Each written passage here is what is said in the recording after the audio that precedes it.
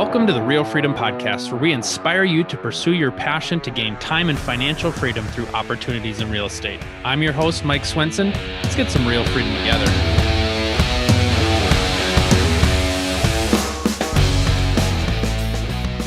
All right, welcome everybody to this episode of the Real Freedom Podcast. I'm excited to talk about phone sales secrets, best tips for being on the phone. And today we've got an expert for you. So today we've got Wally Bressler, and Wally has phonesalessecrets.com. You've done over 25,000 one-on-one coaching calls, training sessions with people inside of real estate and in general. So obviously you're a master when it comes to phone sales, the mindset around phone sales, right? It's not just about the skills, but it's the mindset around it. So just a wealth of information. So, you know, whatever you're pursuing in real estate to help you build wealth, to help you gain financial and time freedom, there's going to be some aspect of being on the phone. And so really want to just help people with that skill set and that mindset to be successful. So welcome, Wally. If you want to just share a little bit more about your background, we'd love to hear. Sure. Yeah. I graduated from college in 1990. And, at the time it was I think they said it was the second worst year since World War II to get a job. So I taught high school English for a while, and then I got a job in the mutual fund industry. I worked there for about 10 years. And in 1998, I decided to get my real estate license. And so, I had been avoiding getting into sales for a long time because I had actually suffered from call reluctance at the time. And so I got my license, and then in the next 14 months, I sold 72 houses, and I was hooked. And so I was fortunate to get connected with the right guy in the right system. And I was part of, the team that helped grow it to a little over 400 transactions a year. And so in 2001, I started doing some training and some coaching. And so, I've been doing it, since 2001. I've been coaching agents, working with them, helping them with all aspects of their business. And, I've been coaching full-time since probably 2006. So been very fortunate to work with some of the best agents, in the United States and Canada.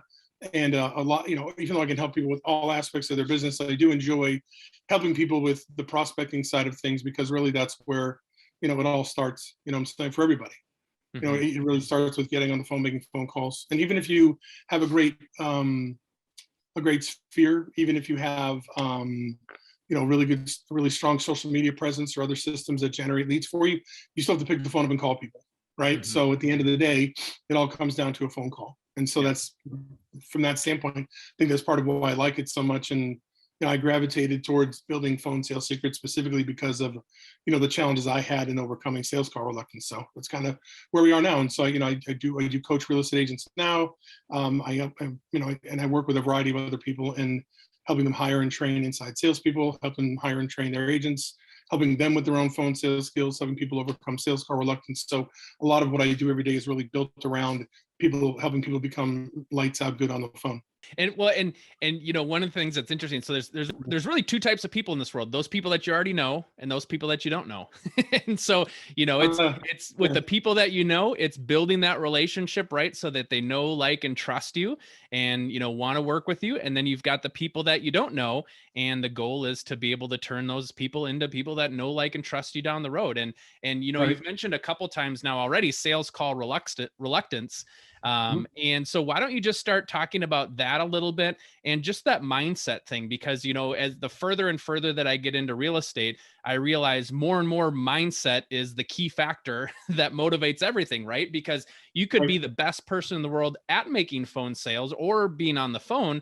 And yet, if you've got that reluctance, if you're not able to pick up the phone, or if you just have a hard time getting started, and maybe you've got some mindset stuff in your head to get started, that can hurt you. So part of the battle is just getting going. So talk about that reluctance and talk about that mindset. Sure. Thanks. And I appreciate the opportunity to talk about that. So, there's two types of call reluctance.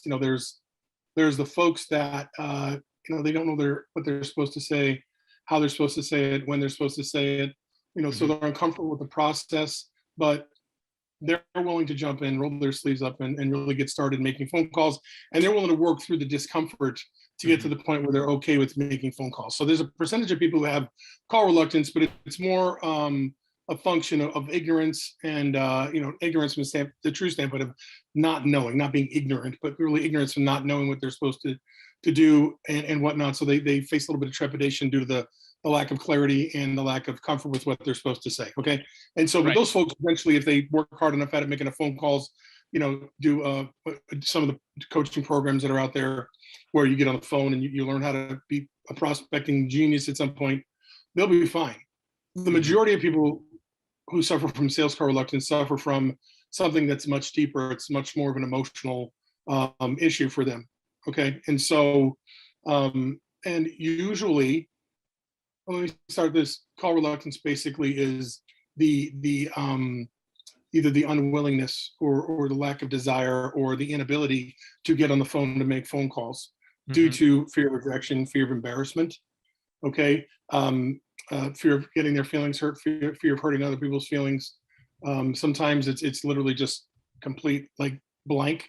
They don't have any feelings towards it at all. Sometimes, people get sweaty pits and sweaty hands and dry mouth and beating heart, upset stomach, sweating head. So but really it comes down to either an unwillingness or an inability to pick up the phone and call people, to discuss it. It's some sort of part of the sales process with them. To your point earlier, people we know, people we don't know, there's just as many people out there who fear calling the people they know as they do the people they don't know, right? And so for you EXPers out there, I'm saying, obviously you're looking to build a great, rev share downline, and it's going to start with calling real estate agents that in most cases, because those are the easiest conversations to have. So the call reluctance, Mike, isn't just relegated to making sales calls. It's also calling to recruit for your downline, calling to get referrals for your business. Some people have the same issues with making videos, so they have that same reluctance, and really it just has to do with their self-image, their self-worth, and what they feel people are going to think about them. Okay. And like most of the junk that happens in our head, it started when we were a lot younger. Okay. At some point in our childhood, something happened. There was some sort of a trauma. We were physically, emotionally, or sexually abused. We saw something horrible happen, like a parent or a relative die in front of us. We could have been bullied mercilessly. We could have been made fun of for something that we were wearing.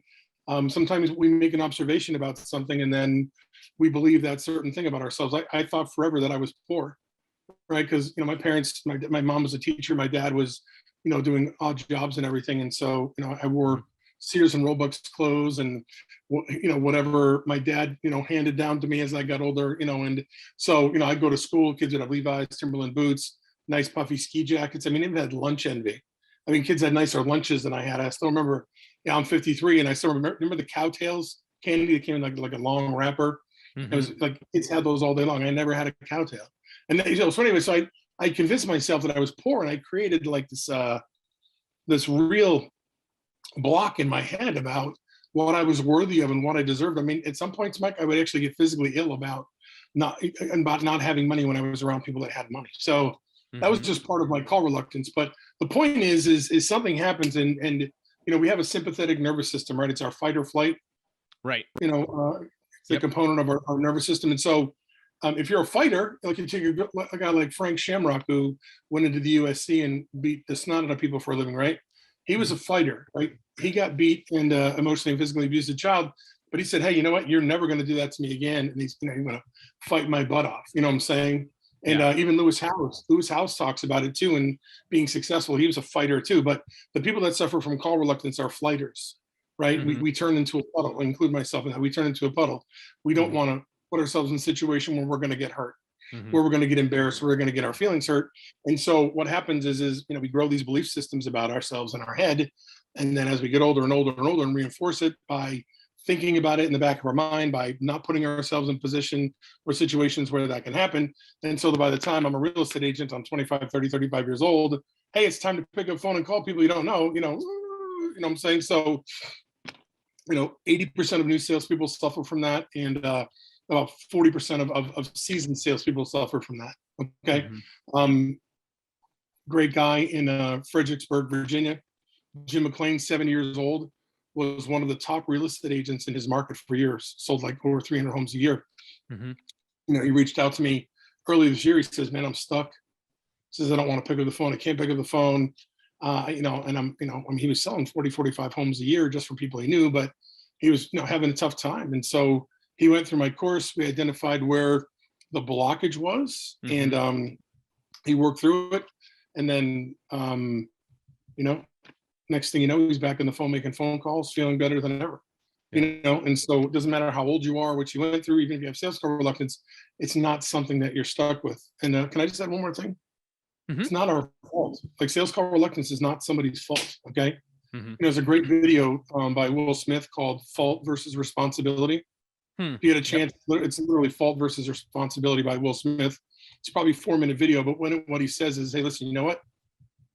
It may not be your fault where you are right now, but it is your responsibility to resolve whatever the problem is.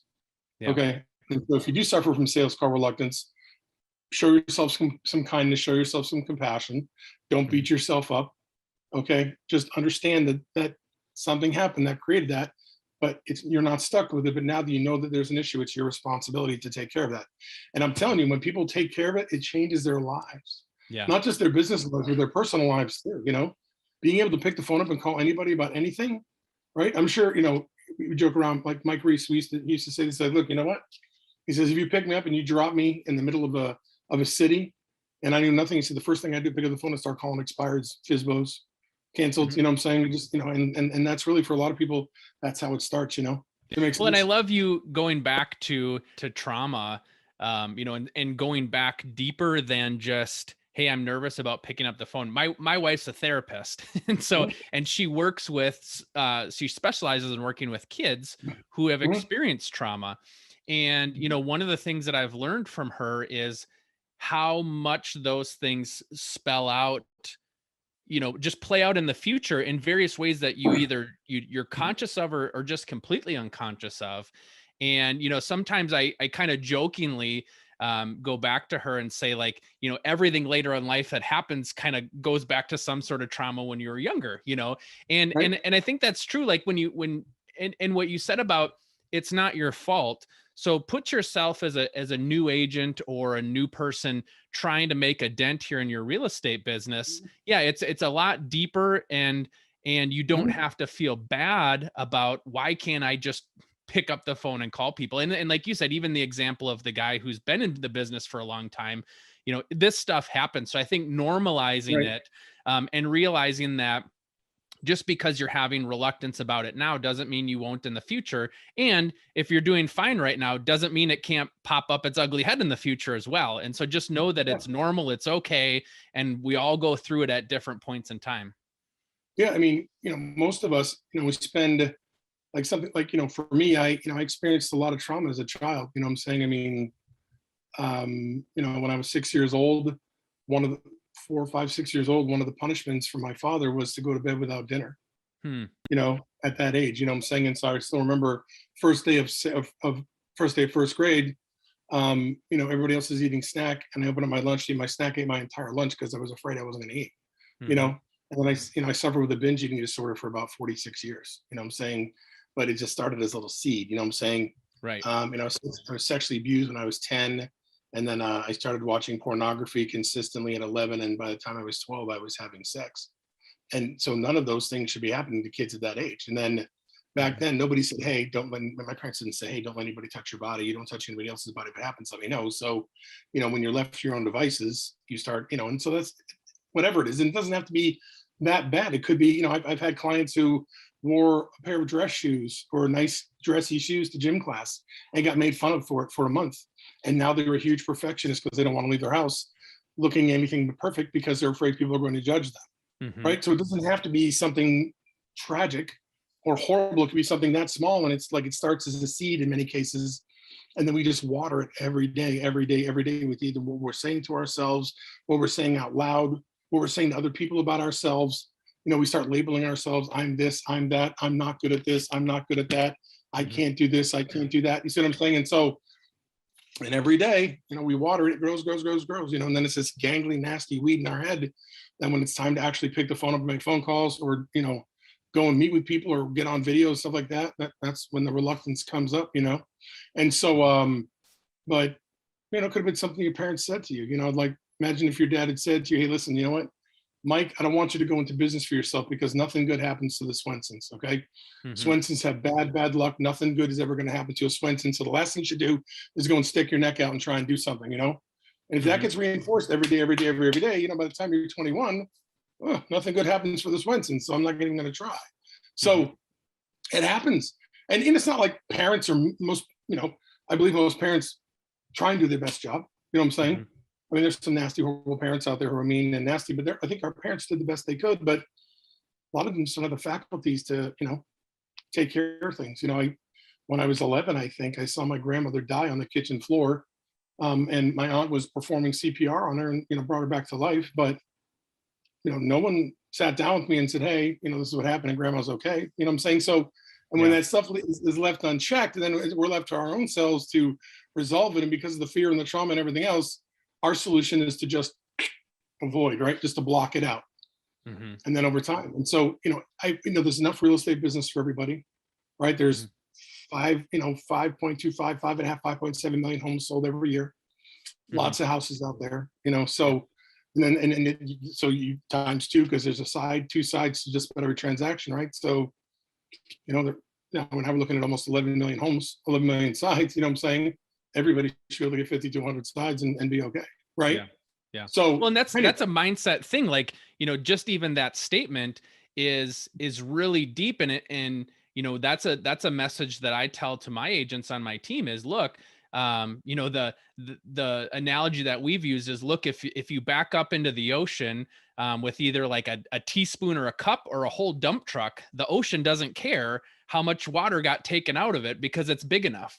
And I think for people to understand, especially a new person in the business, is, look, the number one agent in your area could still be number one unless your goal is to become number one. But, you know, they could still be number one. Number two could still be number two, and you could still have a wildly successful real estate business, and they could still stay one or two. You don't have to, you know, their loss doesn't have to be your gain. There's enough to go around. And there's so many agents out there doing 1, 2, 3, 4, 5, 6 transactions a year that those are probably the sides that you could pick up. And if they get out of the business, those people get out of the business, but there's so much business to go around. And I think that's a key thing as well, as realizing I don't have to feel like if somebody else is successful, then I can't be successful. They could be successful and I can be successful, you know, and that's a key mindset, like a root foundational principle, I think, in real estate that really matters, is they can be successful and I can too. I don't have to cheer for them to be bad so that I could be good. We can all win. Not just that, and an excellent point. I mean, it really puts it in perspective. And whoever's watching this, I mean, that's really the mindset you have to have if you really want to be a successful real estate agent. And just to build on that, Mike, the number one agent in your marketplace is not even your competition in most cases. It's the agents who sell in 1, 2, 3, 4, 5, 6 homes. Right. It's, you know, because when people become agents, the first 6 homes they get are usually from people that they know. You know what I'm saying? You know, it's not usually from a source of leads that they purchased or prospected for. So, you know, they're, you know, your number 2, even like the number 20 agent in your marketplace probably isn't your competition. You know what I'm saying? And really your only competition is again with yourself. I want to bring another point, which I think ties in well with this. Is a woman, Dr. Kristen Neff. She's an expert on self-compassion. And if you watch on YouTube, there's a video called The 3 Elements of Self-Compassion. One of them is called Common Humanity. And basically what she says is, you know, because I think what a lot of real estate agents do is they isolate themselves when things aren't going well, when they're not getting the results they want, either from embarrassment or fear of judgment. They stop going to the office, they stop going to trainings, they stop going to meetings, they stop seeking out, you know, leadership and direction.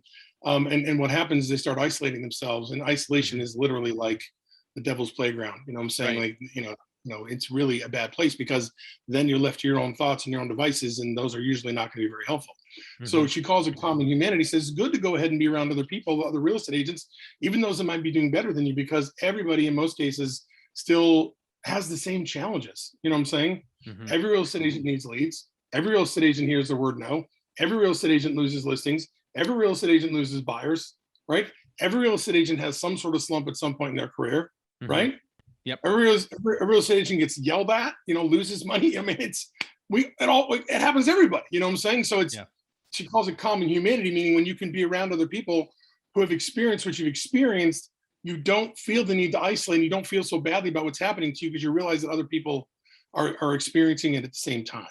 Mhm. Right. So I think, Yeah. and I suggest, definitely watch the video from Will Smith, but also go watch the 3 elements of self-compassion, because she gives you 3 strategies to not beat the crap out of yourself on a daily basis, because we don't need to be our own worst enemy. We got enough people out there that are wanting us not to succeed anyway. So Well, and I that think makes thinking about all the programming that you have, yeah, it can spiral downwards, but it also can spiral upwards, and that's where being around other people can really help your thoughts and your feelings and your actions really go in the positive direction. So if you're in a funk, that can help you get out of the funk. And I know for me, one of the things that's really helpful on our team, we talk about, if you draw a line down a piece of paper both ways and you make 4 squares, you've got present and future, right? And then you've got positive and negative. And so we talk about that as the positive, the positive, negative, past or present, future quadrant. So, right now, maybe your present negative, you've got some bad feelings. If you think about positive future, what am I going to get out of making these calls? What's going to be the benefit for me, the benefit for my family, the benefit for my future life?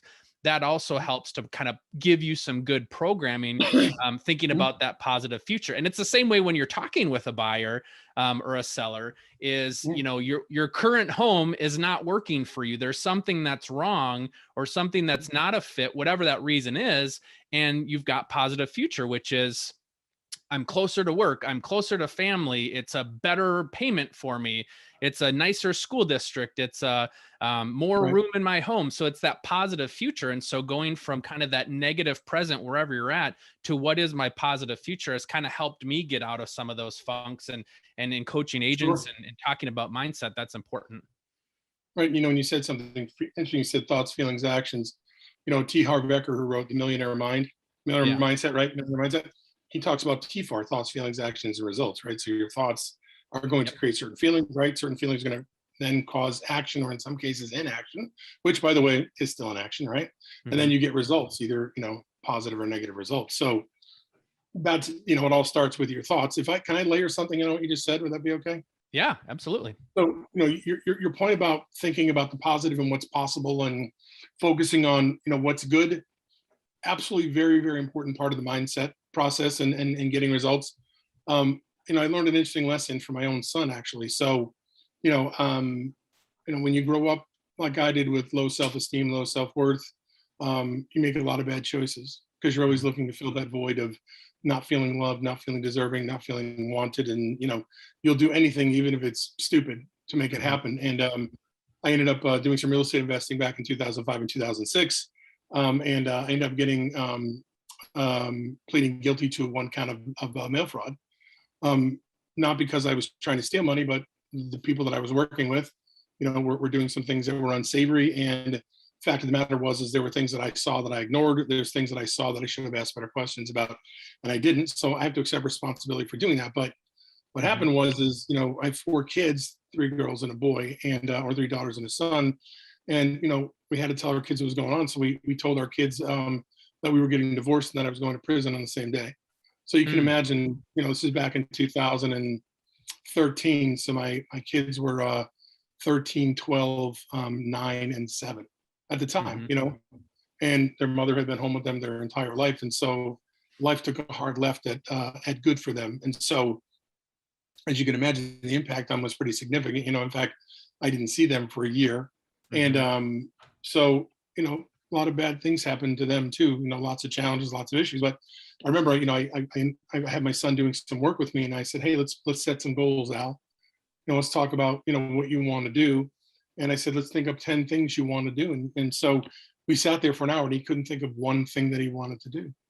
Mm. And I was like, "Really?" I'm like, "You told me you wanted to try different states. You wanted to have a house up in New Hampshire, and so as I thought about it and started working with people, I saw that other people, because what I have people do is, I'm like, let's think about everything you want to be, do, or have, Hmm. so we can start thinking about the future, at some point. But I find that people aren't able to do that. And so what I learned, Mike, is that when we're in our head and we're thinking about all the stuff we're running from, and we're dealing with just trying to get through the pain or just trying to make it through the day and not feel the pain or the anxiety, the fear, or we're beating ourselves up, or if we're just focusing on what we're running from and we're looking back and Hmm. try, we can't look forward. It's hard to Right. look, we can, but it's hard to look forward and think about what you're excited about when you're spending the majority of your time keeping feelings and pains and other things stuffed down. Right? Does that make Right. sense? Hmm. So once we can find out what that problem is and become aware of, the essence, or the, should I say, the genesis of our call reluctance or our issues, once we become aware of that and kind of open things up and start letting that old programming seep out of our brain, we can start putting new things in it. And I've had people, I've had, there's one of my clients in Maryland, towards the end of the class was like, hey, he's like, he says, I'm starting to remember dreams I had 20 years ago of Hmm. things I wanted to do, and so again, not your fault, but your responsibility. So it's, yes, positive thinking, positive, not just positive thinking, but thinking about future positive, very important. But part of that is clearing out some of that old programming so you can make room for that good stuff, Hmm. if that makes any sense. Yeah, no, that makes a lot of sense. And here we are talking about phone sales secrets, and so much of what we've talked about is programming and mindset and that sort of stuff, not necessarily as much the nuts and bolts of what you're saying. That's the secret, though, is that if Exactly. the secret is that if you can get your head around what you need to do on the phone, everything else can come to you. Anybody can learn a script. I can Hmm. teach you how to handle an objection in 5 different ways. And not only there's tons of people out there that could teach you how to handle objection. There's 10 different expired scripts, probably 100 of them. Hmm. Calling FISBOs, calling expireds. I mean, that's all learned. You can learn that, right? Hmm. Repetition is the mother of skill, right? If you say the same thing over and over again, eventually you're going to get it and it's going to Hmm. make sense. And then you'll finally get results. You know what I'm saying? Hmm. Right. Yeah. And so any of those things can be learned. But if you're unable to get on the phone to then practice that craft, doesn't matter how good your scripts are, right? Hmm. Doesn't matter how good your rebuttals are. You may have even seen these people on your team before. They're impeccably well dressed. They drive a nice car. They look like they have everything in order. Their desks are completely clean. They take notes. They read like crazy. They do all these things, but they're never ready to get on the phone. Right. They're getting ready to get ready, and that's where that call reluctance comes from. Is Hmm. that they're unable to make that last. That they're on the 5 yard line. They're unable to Exactly. get the ball the remaining 5 yards, which is the most important part. And that's sad because I think everybody who gets into real estate should be able to get to that first 6-figure goal that pretty much everybody has. Right? When I get into real estate, I want to get to 6 figures. Yep. And then you realize that 100 grand after you pay everything off is not fantastic. It's good, but then my whole point is I want everybody who becomes a real estate agent to at least get to the point where they can make 100 grand a year or more. Yep. Because I think it's available to everybody. And I think if you're willing to give up a job and give up that security and take on the challenges that come along with being a real estate agent, which are significant in some cases, then you deserve to be rewarded handsomely for that. Hmm. Okay. But it's more than just, the who and the what, it's the how, you know what I'm saying? And if you, and I hate saying this, and people are like, oh, I don't need to prospect. I have enough business. Well, I mean, eventually the number of people you're going to run out of people that where it's going to get smaller and smaller, right? And growing your business organically that way through social media referrals takes a much longer period of time, And Hmm. so at some point you have to get on the phone. Yeah. And we're kind of going back to where we started, right? But my whole point is that if you do suffer from sales call reluctance, you're not stuck with it if you don't want to be stuck with it. You can do something about it and free yourself up from that and literally change the trajectory of your life and business forever. Yeah. Right? Because it's not that cold calling doesn't work, because it does. It's not that buying leads doesn't work, because it does, right? There's no such thing as a bad lead. If you've got a phone number and an email address, that's an amazing lead. If you Hmm. have just an email address, that's a decent lead. If you got no phone number, no email address, that's okay. You can look them up on Ben Verified or something. Hmm. I mean, Cliff Freeman, who's I think he's number 4 with EXP. He sold a house to Mickey Mouse one year. Hmm. Not Mickey Mouse, but lead came into Mickey Mouse. I think it was Right. Mickey Mouse. So like, sold the Yeah. house, got a house. So, right. So my point is that it's not a bad. There's no saying really is bad lead. It's just bad timing. Right. It's Hmm. just not the right time. Don't have enough money. Don't have good enough credit. Not ready to sell their home yet. Right. Hmm. So and the people who say the leads are bad, it's because they don't either have the skill set to convert those leads, or they don't have the mindset to get on the phone to learn the skill set to convert those leads, if that makes any sense. Yeah. Well, and the reality is they're not ready till they're ready. And you just need to make sure that when they are ready, you're the person that's built that relationship, or at least had, as much contact in front of them as possible, to be able to get that call, because things can change really quickly. I gave my team the example of, I wasn't planning to move for 5 or 6 years. All of a sudden my wife sends me a house and says, "Hey, this one looks really interesting." Well, that day I talked to my lender, we got pre-approved, and it was either the next day or the following day we wrote up an offer, and a month later we were in a new house. So, if I give that as an example of, if an agent had been calling me consistently, I'm not ready, 5 years, 5 years, 5 years, and then they could have waited 3 months and called me back, "Hey, I'm a month into my new house." Well, what changed? It changes that quickly. So you just have to be ready and be that face or that phone number or that person that they think of when they are ready. Right. And that's really important to build that relationship, like you said. Yeah, and to your point, two things here. One of the things I learned early on is that people underestimate how much money they need in order to make a transaction happen. They overestimate how long it's going to take. So that's the first thing. Second thing is statistically speaking, 3 to 5% of the business is now business. About 20 to 30% of the business is going to happen between 90 days and 6 months. And 60+% of the business is at least like 6 months to a year away or more. Yeah. So, and that's the thing. So now it's not just, can you make the initial call, but can you, how can I explain this? Can you do what they call progressive profiling and continually build a relationship with somebody and stay in touch with them, so that when it comes time to buy or sell, they'll choose you. Now, will everybody do it? No. But you have a much better chance of getting somebody to do business with you if you're the only person that's been staying in touch with them for 3, 6, 9, 12 months. And that requires that you get on the phone and stay on the phone. There's so much more that we could cover, and we could do another session in the future on this. But so for folks, Wally, that want to learn more about you and learn more about what you're doing, how can they find out more?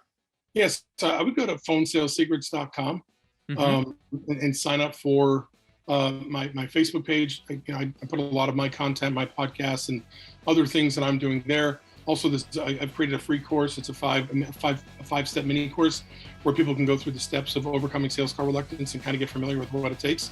And you're welcome to go ahead and grab that. I really appreciate your time, and thank you so much for inviting me to be on here, Mike. It's been amazing. And I know you're like in the 60s or 70s. I saw for your podcast, right?